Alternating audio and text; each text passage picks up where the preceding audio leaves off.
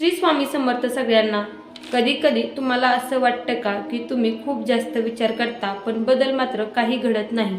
रात्रंरात्र झोप लागत नाही, मन सतत काही ना काही विचार करतं, हळूहळू तुमचं हसू हरवतं, शांतता देखील सगळंच हरवत जातं। खरं तर अतिविचार हा तुमचा सर्वात मोठा शत्रू आहे आणि हाच विचार तुमचं आयुष्य हळूहळू खराब करू लागतो। अतिविचार म्हणजे काय तर एखाद्या गोष्टीवर 100 वेळा विचार करणं। हा माझ्याबद्दल काय बोलत असेल, तो माझ्याबद्दल काय विचार करत असेल, मी चुकीची तर नाही ना।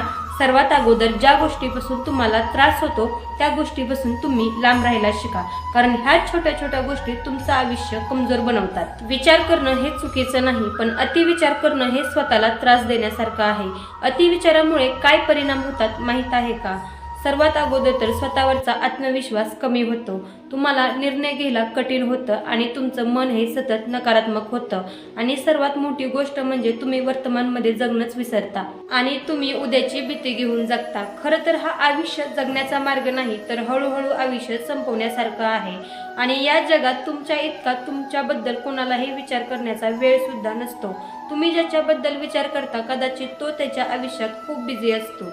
मग तुम्ही स्वतःला का त्रास करून घेता? प्रत्येक गोष्ट ही कधीच परफेक्ट होत नसते, प्रत्येक माणूस हा तुम्हाला कधीच समजून घेणार नाही। म्हणून तुम्ही इतरांसाठी तुमचं आयुष्य थांबवणार आहेत का? अतिविचार थांबवायचा असेल तर कंट्रोल करा आणि त्यावर फोकस करा, बाकीच्या गोष्टी सोडून द्या। आणि सर्वात महत्त्वाची गोष्ट, वर्तमानमध्ये जगायला शिका।